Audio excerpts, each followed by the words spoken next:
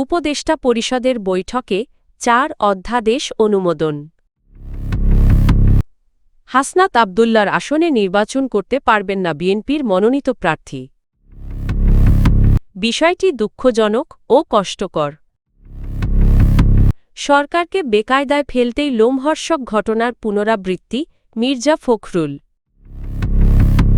সরকারের ফ্যাসিস্ট হওয়ার পথ বন্ধ করতেই উপদেষ্টা পরিষদের বৈঠকে ৪ অধ্যাদেশের খসড়া অনুমোদন NDC-3 নীতিগতভাবে গৃহীত। উপদেষ্টা পরিষদের বৈঠকে ব্যক্তিগত উপাত্ত সুরক্ষা সংশোধন অধ্যাদেশ ২০২৬ বাংলাদেশ শিল্পকলা একাডেমি সংশোধন অধ্যাদেশ ২০২৬ সুপ্রিম কোর্ট সচিবালয় সংশোধন অধ্যাদেশ ২০২৬ এর খসড়া ও নীতিগত অনুমোদন দেওয়া হয়েছে। পাশাপাশি বাংলাদেশ বনজ শিল্প উন্নয়ন কর্পোরেশন অধ্যাদেশ ২০২৬ এর খসড়া অনুমোদিত হয়েছে। এছাড়া পরিবেশ বন ও জলবায়ু পরিবর্তন মন্ত্রণালয়ের প্রণীত heart nationally determine contribution NDC-3 ভূতাপেক্ষ অনুমোদন পেয়েছে। বৃহস্পতিবার রাজধানীর তেজগাঁওয়ে প্রধান উপদেষ্টা অধ্যাপক মোহাম্মদ ইউনূসের সভাপতিত্বে অনুষ্ঠিত বৈঠক শেষে ফরেন সার্ভিস একাডেমিতে ব্রিফিংয়ে এসব তথ্য জানান প্রধান উপদেষ্টার প্রেস সচিব শফিকুল আলম। তিনি জানান, ব্যক্তিগত উপাত্ত সুরক্ষা অধ্যাদেশে আন্তর্জাতিক প্রযুক্তি প্রতিষ্ঠানগুলোর উদ্বেগ বিবেচনায় ডাটা লোকালাইজেশন বিধানে শিথিলতা আনা হয়েছে। এখন কেবল ক্রিটিক্যাল ইনফরমেশন ইনফ্রাস্ট্রাকচারের ক্ষেত্রে দেশে ডাটা সংরক্ষণ বাধ্যতামূলক থাকবে। কোম্পানির ক্ষেত্রে কারাদণ্ডের পরিবর্তে অর্থদণ্ডের বিধান রাখা হয়েছে, যা বিদেশি বিনিয়োগ ও ক্লাউড ভিত্তিক সেবায় ইতিবাচক প্রভাব ফেলবে বলে আশা করা হচ্ছে। শিল্পকলা একাডেমি সংশোধন অধ্যাদেশে একাডেমির বিভাগ সংখ্যা বাড়িয়ে ৯টি করা হয়েছে।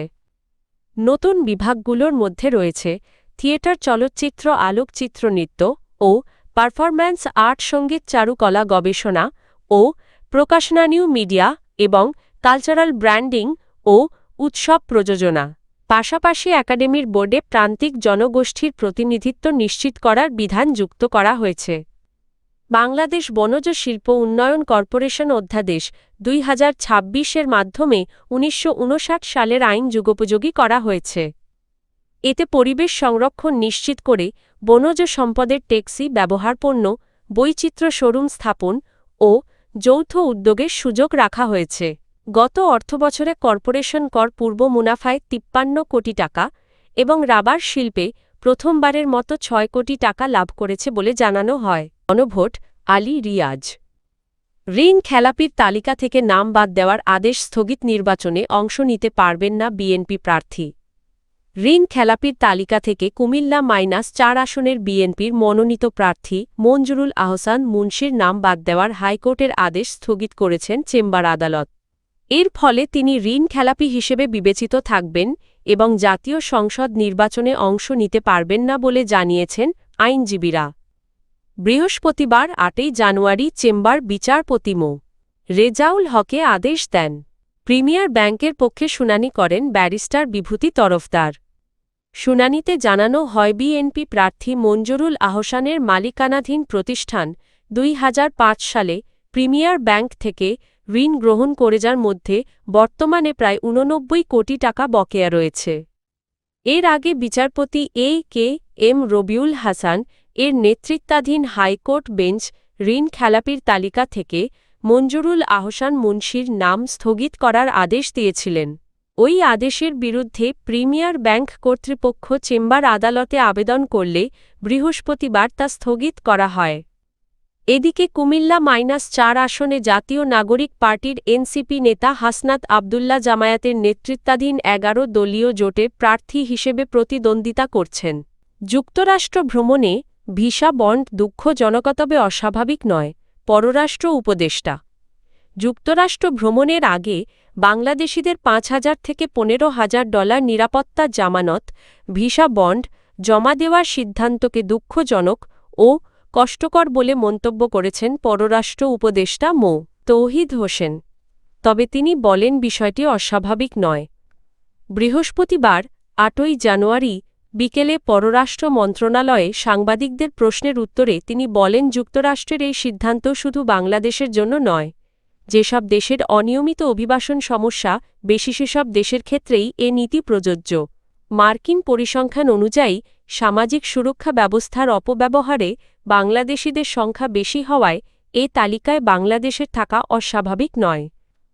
পররাষ্ট্র উপদেষ্টা বলেন এই সমস্যা দীর্ঘদিনের এবং ১ বছরের মধ্যে সৃষ্টি হয়নি। তাই নীতিগত দায় বর্তমান সরকারের নয় বরং পূর্ববর্তী সরকারগুলোর সময় থেকেই এটি চলে আসছে।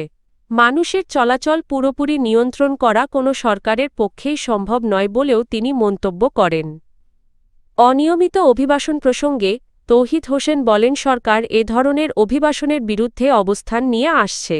ভূমধ্যসাগর পাড়ি দিয়ে দুর্ঘটনার শিকার ব্যক্তিরা ভিকটিম হলেও একই সঙ্গে যারা অবৈধভাবে দেশ ছাড়তে সহায়তা করে তাদের শনাক্ত ও আইনের আওতায় না আনলে সমস্যার সমাধান সম্ভব নয়।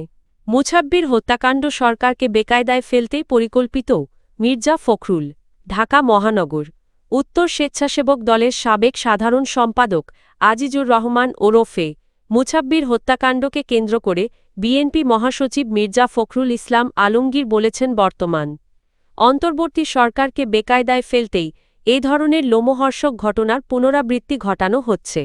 তিনি বলেন দুষ্কৃতকারীদের কঠোর হস্তে দমন করা ছাড়া কোনো বিকল্প নেই। বুধবার ৭ জানুয়ারি রাত ৮:৩০টার দিকে রাজধানীর তেজগাঁওয়ের তেজতুরি বাজার এলাকার একটি গলিতে মুছাব্বিরকে গুলি করে হত্যা করা হয়।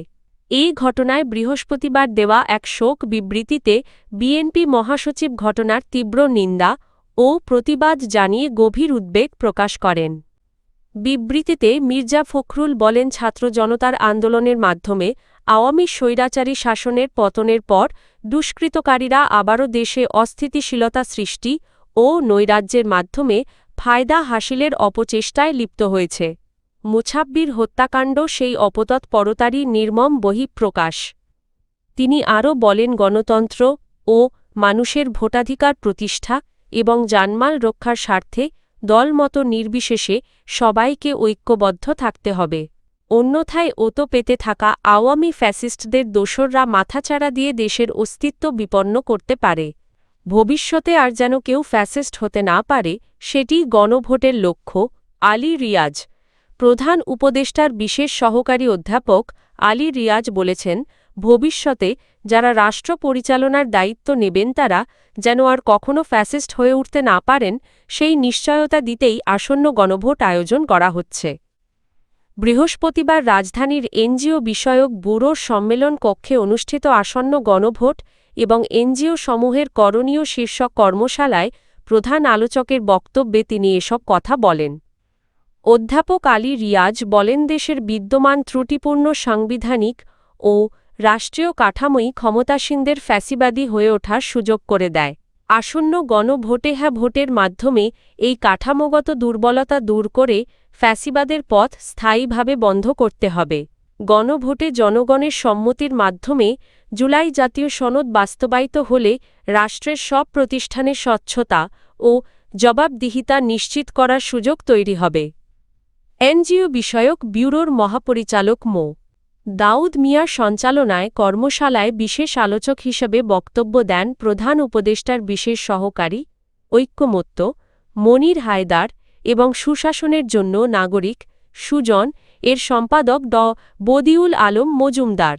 কর্মশালায় দেশের নিবন্ধিত স্থানীয় ও আন্তর্জাতিক প্রায় ৪.৫ এনজিওর প্রতিনিধিরা অংশ নেন।